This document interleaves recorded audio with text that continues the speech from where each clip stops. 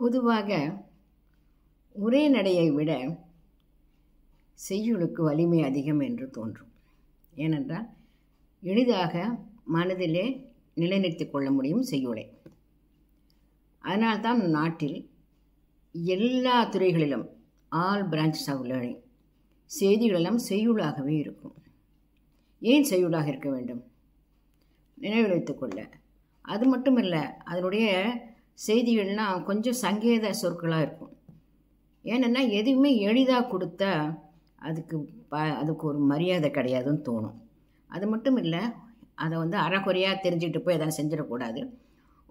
அந்த துறையை சேர்ந்த ஒருத்தரை அணுகி அவரோட கூட இருந்து இதனோட பொருளெல்லாம் கற்றுக்கிட்டால் அதை முழுமையாக செய்ய முடியுங்கிற அந்த கருத்து கூட இருக்கலாம். இந்த பாருங்கள், ஒரு தமிழ் தெரிஞ்ச புலவர் வந்தார்.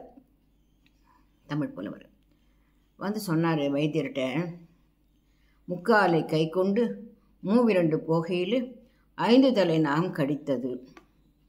பக்கத்தில் தான் அலறிட்டார். என்னங்கது அப்படின்னு. சும்மா சாதாரணமாக வந்து இருக்கிறாரு, நீ சாதாரணமாக கேட்குறிய.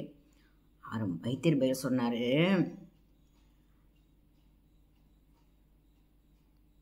பத்திரதனின் புத்திரனின் சத்துருவின் மித்திரனின் பத்தினியின் காலை வாங்கி தேய்.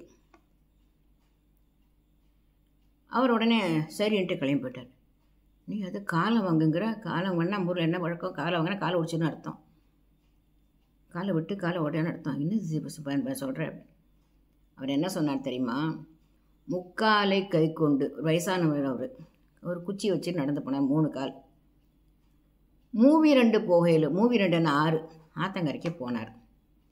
5 தலை நாகம் கடித்தது. நெருஞ்சி முள்ளு குத்திடுச்சு. இவரை நெருஞ்சி முள்ளு குத்திடுச்சு. இதான் அவர் சொன்ன செய்தி. இவர் என்ன பதில் சொன்னார் அதுக்கு? பத்திரதன், பத்திரதன் யார்? தசரதன். பத்திரதனின் புத்திரன், தசரதன் புத்திரன் யார்? ராமன். பத்திரதனின் புத்திரனின் சத்துரு யார்? தசரதனுடைய மகனான ராமனுடைய சத்துரு ராவணன். பத்திரதனின் புத்திரனின் சத்துருவின் மித்திரன், ராவனுடைய மித்திரன் யார்? வாலி. பத்திரதனின் புத்திரனின் சத்துருவின் மித்திரனின் பத்தினி, வாலியுடைய பத்தினி பேர் தாரை. காலை வாங்கி தேய். தாரையில் என்ன இருக்குது? ஒரு தாளை ஒரு துணை எழுத்து இருக்கு இல்லையா, அந்த கால்னு சொல்லுவோம், கால் வாங்குன்னு சொல்லுவோம். அந்த காலை எடுத்தா என்ன? தாரை தரையாகும். தரையில் காலை வச்சு தேயின்னு போயிடுன்ட்டார். அதுக்கு என்ன வைத்தியம்?